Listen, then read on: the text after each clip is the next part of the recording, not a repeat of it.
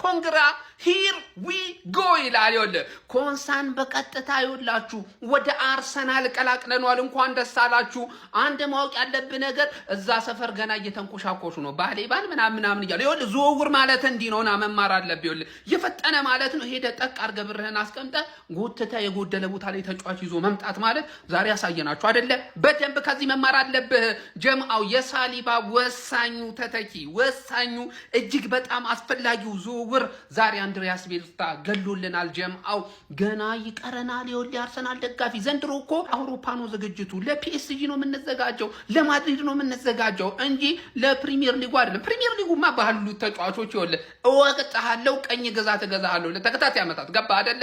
ይመቻችሁ። ሂር ዊ ጎ ኮንሳ ተብሏል።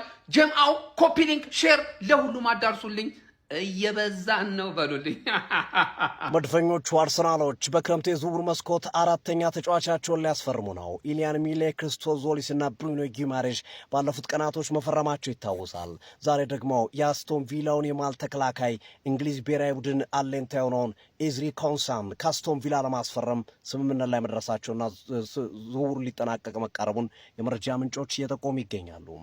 ኤዝሪ ኮንሳ የ28 ዓመት ተጫዋች ሲሆን በእንግሊዝ ብሔራዊ ቡድንም በአስቶን ቪላ እግር ኳስ ክለብን በመሃል ተከላካይነትና በቀኝ መስመር ተከላካይነት የሚጫወት ተጫዋች ነው።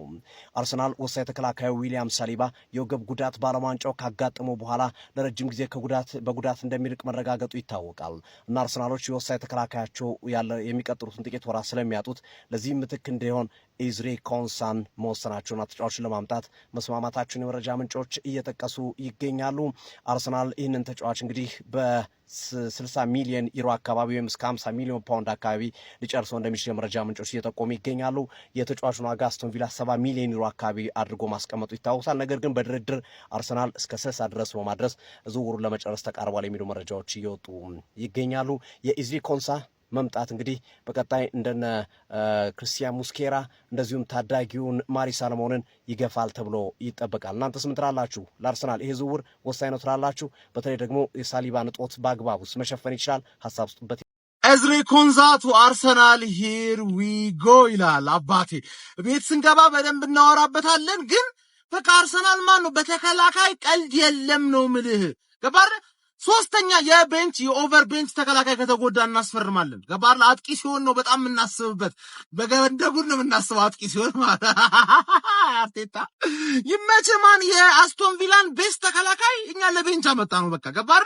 አሁን ማን ነው የእናንተን ስታርቲንግ 11 አሪፍ ነገር ሌሎቻችሁ አሪፍ ተከላካይ ስለሌላችሁ ነው። አቅና አውራ ከተባለ ማንም አሪፍ ተከላካይ የለም ከቢግ ሲክስ እንጂ ከናንተ ቤስት ተከላካይ እንወስድብ ነበር ገባር። ኤዝሪ ኮንሳ ዌልካም ቱ ዘ ጋነርስ። የዋንጫ ቡድን መታል። አሁን ዋንጫ ትበላለህ ማለት ግን አንተ መጣ አይተዋል አይደል? ዞሪስ በመጀመሪያው ጨዋታው ትክክለኛው ብሩኖ በመጀመሪያው ጨዋታ ዋንጫ በልተዋል። አንተ በመጀመሪያው ጨዋታ እንዳትበላ ከ5 በፊት መምጣት ነበረብህ። ግን አታስብ 38 ጨዋታ ላይ ማነው 26ኛ ጨዋታ ላይ ትበላለህ። ጀግና እሺ ቻምፕ አርሰናል ኤዝሪ ኮንሳን አስፈረመ። ለምን ኤዝሪ ኮንሳን አስፈረመ ካልክ የመጀመሪያው ምክንያት ስለምንችል ነው። በቃ ስለምንችል የአስቶን ቪላን ቤስት ተከላካዩ ለቤንች አመጣ ነው። እኔ ግን ግርም እያለኝ ነገር ያሉ ሁለት ነገሮች አሉ። አንደኛ ዲፌንስ ላይ ሲጎል አርቴታ ቀልድ አያውቅም ገባር ላይ ይሄ ደግሞ ደጋፊውን ሊያስከፋ ይችላል። ግን ማንዬ ዊንገር ለስታርቲንግ 11 ነው የምትፈልገው። ለቤንች አቬሌብል የሆነውን ተስፋ ያለው ሰው ትመጣለህ። የሚመች ከሆነ ስታርቲንግ 11 ውስጥ ይገባል። የሚችል ከሆነ ማይችል ከሆነ ተሸኘዋለህ ማለት ነው ገባር። ዊንገር ላይ ግን ስታርቲንግ 11 ተብሎ ማለት ነው ቸልሲ 400 ሚሊዮን አውጥቷል ባለፉት 4 ዓመታት። ዊንገር ላይ አንድ የረባ ዊንገር የለውም። ተረዳኝ አይደለ? የሱ ስታርቲንግ 11 ዊንገርን አምጥቼ እኔ ለቤንች አድርገዋል 50 ሚሊዮን ሰጥቼው ማለት።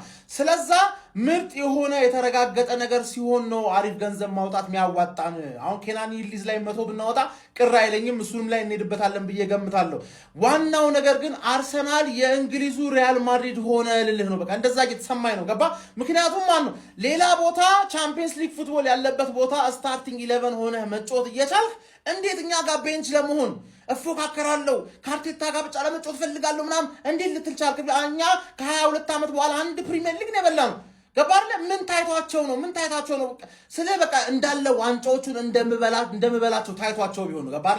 ልክ እንደ ማድሪድ ቤንች ላይ ቁጭ ብዬ ታሪክ ሲሰራ ባይሻለኛል ከሌሎቹ ጋር ተሸናፊ ከመሆን እንደዚህ አይነት አመለካከት ነው ሁሉም እያያዘ ያለው እና መድፈኛው በቃ አሁን እዚህ ጋር ዊንገር ላይ ኳሊቲ ከሌለው አንፈልገውም።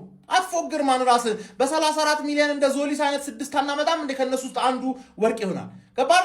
ስለዛ ኳሊቲ ይልዲዝ ምናምን ከሆነ 100 እናወጣለን። 150 እናወጣ ነበር ቪኒ ቢመጣ ኖሮ መድፈኛው። እኮ ዘመን አርሰናል ነው። ተማመን። ማለቃቀስ አቁም በቃ። መቼም እንዳታለቃቀስ ካሁን በኋላ። ቻምፕ ቀበጡ ሙልቀቅ ቀበለ ኬክ ላይ ተንበርክከ በፓስታ እየተገረፍክ ያደከው ጀለሳችን ከአምና ጀምሮ ኬክ ላይ ተንበርከሽ በፓስታ እየተገረፍሽ ያደክሽው ገባሽ? የሀብታም ልጅ ነሽ፣ ቀበጥ ነሽ። ኤዝሪ ኮንዛ ላይ ሄደንበታል። ገባርለ ምን ፈልጋቸው ኤሪያዎች ላይ እነዚህ 3 ተጫዋቾች ነው እያገኘ የነበረው። ኤዝሪ ኮንዛ ዳን። አሁን ኔክስት ሙቭ ሌፍት ዊንግ ኬናን ይልዲዝ፣ ኒኮ ዊሊያምስ እና ብራድሊ ባርኮ ናቸው ኦፕሽናችን። ከሁሉም የበለጠ ግን የአርሰናል ደጋፊ እርግጠኛ ነኝ የሻፈደው ኬናን ይልዲዝ ላይ ነው ማለት። ጁቬንቱስ እንደተለመደው አልሸጥም እያለ ነው፣ ግን ኒውካስልም ራሱ እኮ ብሩኖ ጊማራይስን አይሸጥም ነበረ። ተረዳኛለ። ስለዛ አንተ ጋር ዩሮፓ ሊግማ አታበሰብሰው ነው ማለት 100 ሚሊዮን ይገፈትርላል። ከዛ ይሄ ልጅ ይመጣል። ሴሌብሬሽኑን እስከለምድ ብቻ ራሱ ጠብቀኝ ነው ማለት። ተረዳኝ አይደል? እስካሁን 100 ሚሊዮን ለነሱ ልከን ምናምን ማምጣት አቅቶን እንኳን አይደለም። ሴሌብሬሽኑን ደጋፊው ፕራክቲስ እስኪያደርግ ድረስ ነው። ኬናን ይልዲዝ ኔክስት ይመጣል። ከዛ ለሁሌን አልቫሬዝን ማን ነው በፓውንድ እየገረፍ እናመጣለን። ባርሳ ሜዳ አለ በብር ትገረፋል። አሚኮ ዛሬ የተጣጡትን ወሳኝ ሪጎች እንዳለ ምን መለከት ይሆናል። ከኤዝሪ ኮንሳ እንጀምራለን። በ51 ሚሊዮን ፓውንድ ወደ አርሰናል ተዘዋውሯል ማለት ነው። አርሰናል ይህን ሳይኒንግ ኤክስትራቫጋንት ሳይኒንግ ብዬ አስበዋለሁ። የመቅበጥ ሳይኒንግ ብዬ ነው ማስበው። ምክንያቱም አርሰናል የሚያስፈልገው አታኩ ላይ ቢያጠናክር ባይ ነበርኩ። አሁንም ያጠናክሯል ተብሏል። ባይሶይ አታስታስቱኝ። በዚያ በቃል ማለት አይደለም፣ ግን የተሻለ የሚያጠናክሩበት መንገድ ነበራቸው። ኤክስትራ መኒ ካላቸው እንደዚህ እዛ ላይ ፎከስ ቢያደርጉት ጥሩ ነበር ብዬ አምናለሁ። ለምን ደግሞ እንደዚህ ያልኳችሁ ኦልሬዲ ያላቸው ተጫዋቾች ማለት ነው ከቨር ለማድረግ በቂ ናቸው ብዬ ስለማስብ ነው።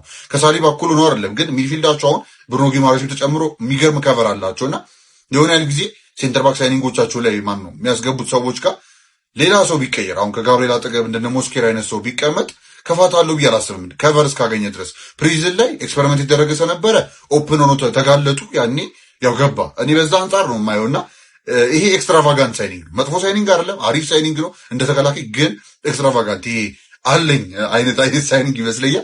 ብቻ ይመቻቸው፣ ፍሌክስ እያደረጉ ነው። እንቀጥል። ሌላው ጉዳይ ስገባ ደግሞ በፈጣን መንገድ ማለት ነው ዩናይትዶች እንግዲህ ቁጣውን ከደጋፊውም ሰምተዋል ይመስላልና ባሌባን እንግዲህ ወደ ዩናይትድ ለማምጣት ወስነውበታል ማለት ነው። ላስት ሲዝን ሊያመጡት በጣም ተቃርቦ እንደነበር ይታወሳል።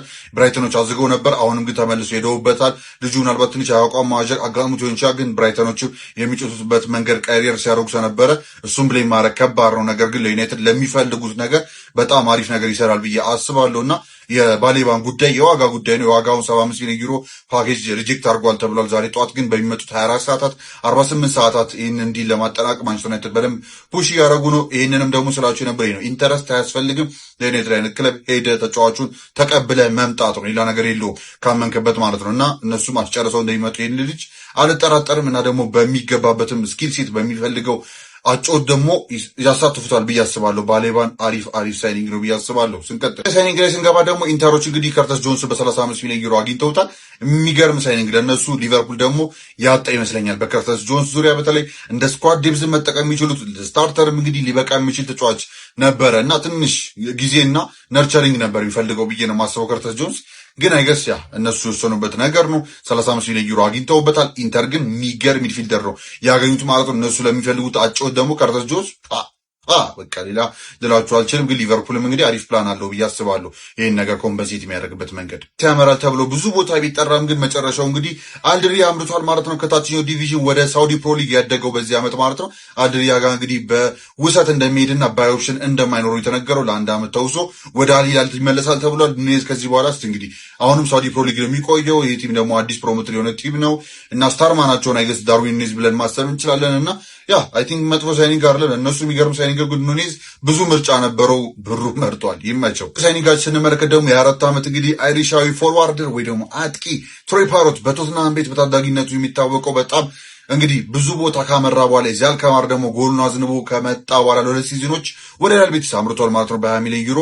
የሚገርም ሳይኒንግ 24 ዓመቱ ነው። ለሪያል ቤቲስ ለብዙ ዓመታት እያገባ የሚቀጥል የላሊጋ አንኮ ነው ይወጣል ብዬ ተስፋ አደርጋለሁ። ላሊጋ ላይ የሚፈራ ሰው ነው የሚሆነው ያለምንም ጥርጥር ነው የምላችሁ። ትሮይ ፓሮት በጣም ከባድ ጎል ስኮር እንደመሆኑ ደግሞ ደስ ብሎኛል ወደዚህ ሊግ ማምራቱ ማለት ነው። ያሉ ሳይኒንጎች ይመስላሉ። ሌላ ጊዜ እንዳያመጣው ፓስ መጫን ላይ ረሳሳውስ ተስከምታችሁ ኮፒ ሊግ ይደረግ። የእናንተን ሀሳብ በጣም የምፈልገው ለእያንዳንዱ ሳይኒንግ በተለይ ማታ ላይ ያደርጋል ለክለባችሁ የምትሉትን ሀሳባችሁ ማስቀመጥ እንዳይረሳ። ቀጣይ እስክንገናኝ ድረስ ይመቻችሁ።